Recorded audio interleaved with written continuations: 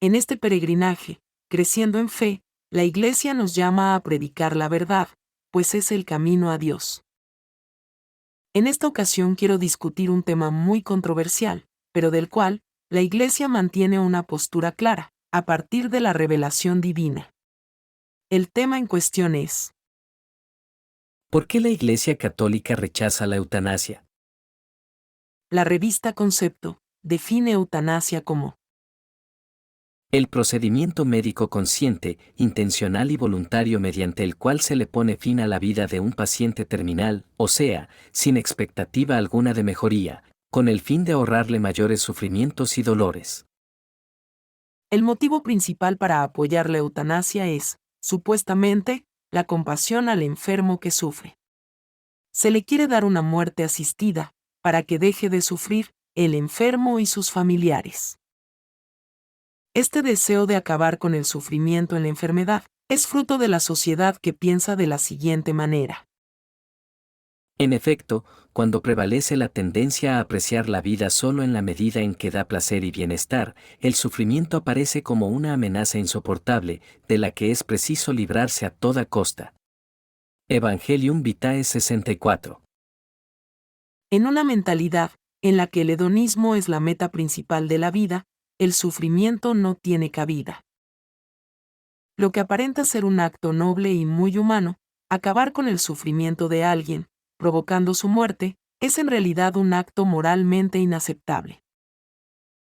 Estamos aquí ante uno de los síntomas más alarmantes de la cultura de la muerte, que avanza sobre todo en las sociedades del bienestar, caracterizadas por una mentalidad eficientista que presenta el creciente número de personas ancianas y debilitadas como algo demasiado gravoso e insoportable. Evangelium Vitae 64. Aunque los defensores de la eutanasia insistan que lo hacen para beneficio del que sufre y de los que son partícipes del sufrimiento del ser querido. Cualesquiera que sean los motivos y los medios, la eutanasia directa consiste en poner fin a la vida de personas disminuidas, enfermas o moribundas. Es moralmente inaceptable. Por tanto, una acción o una omisión que, de suyo o en la intención, provoca la muerte para suprimir el dolor, constituye un homicidio gravemente contrario a la dignidad de la persona humana y al respeto del Dios vivo, su Creador. Catecismo de la Iglesia Católica 2277. Profundicemos ahora en las razones que tiene la Iglesia Católica para rechazar de plano la eutanasia. En primer lugar, como nos dijo San Juan Pablo II, en la encíclica Evangelium Vitae, del 1995, en el número 65. De acuerdo con el magisterio de mis predecesores y en comunión con los obispos de la Iglesia Católica, confirmo que la eutanasia es una grave violación de la ley de Dios, en cuanto a eliminación deliberada y moralmente inaceptable de una persona humana.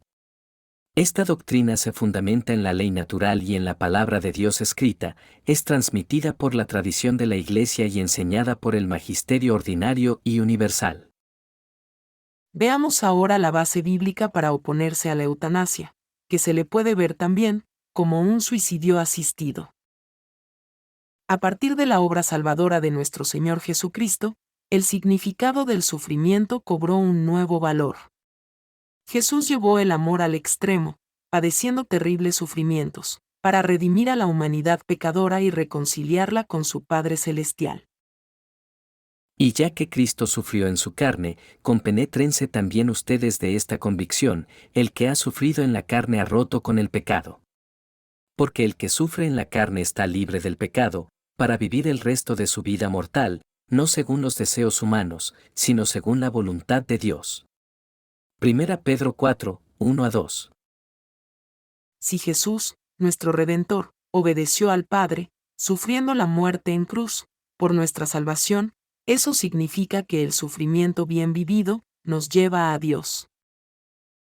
Más aún, nos gloriamos hasta de las mismas tribulaciones, porque sabemos que la tribulación produce la constancia, la virtud probada, la esperanza. Romanos 5, 3-4. Los santos tuvieron vidas de sufrimiento y no lo evitaron, sino que lo asumieron y lo ofrecieron a Dios, por la conversión de los pecadores. como nos comparte San Pablo.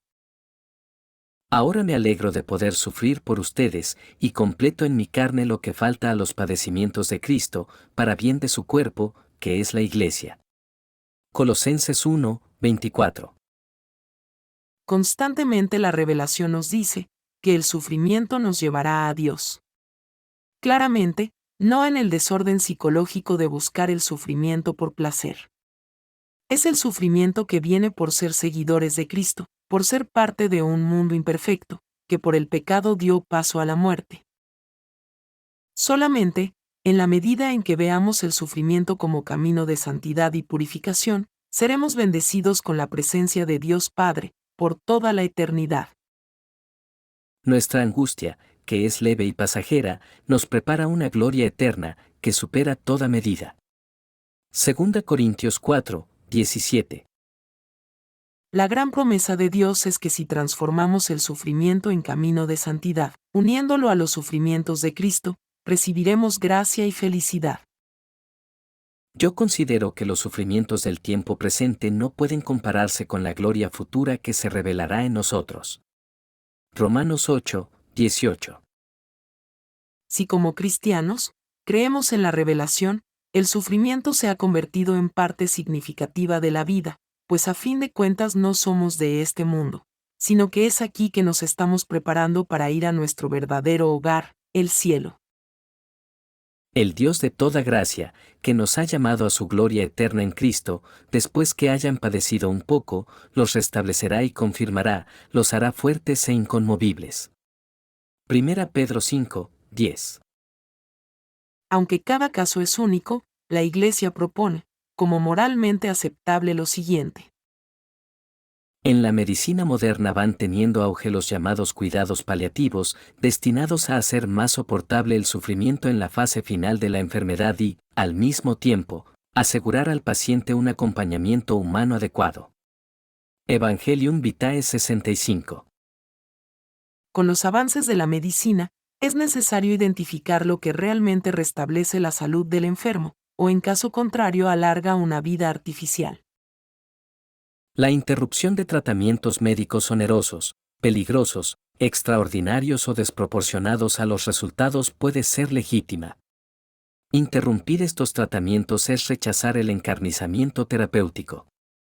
Con esto no se pretende provocar la muerte, se acepta no poder impedirla. Catecismo de la Iglesia Católica 2278. Sin provocar lo inevitable, la muerte, la forma más digna y moralmente aceptable de respetar los últimos momentos de un enfermo, es como nos dice el Catecismo de la Iglesia Católica 2279. Aunque la muerte se considere inminente, los cuidados ordinarios debidos a una persona enferma no pueden ser legítimamente interrumpidos. El uso de analgésicos para aliviar los sufrimientos del moribundo, incluso con riesgo de abreviar sus días, puede ser moralmente conforme a la dignidad humana si la muerte no es pretendida, ni como fin ni como medio, sino solamente prevista y tolerada como inevitable. Los cuidados paliativos constituyen una forma privilegiada de la caridad desinteresada. Por esta razón deben ser alentados. Como creyentes de que iremos a la presencia de Dios, puros y sin manchas de pecado, para muchos, el sufrimiento final es purificación de las penas de los pecados cometidos. Es un purgatorio en la tierra, y en el misterio divino, no debemos asumir el papel de Dios, y por medio de la eutanasia, obstruir un proceso de santidad, que solamente Dios conoce y sabe llevar a cabo, por el bien del enfermo. Que Dios te bendiga siempre.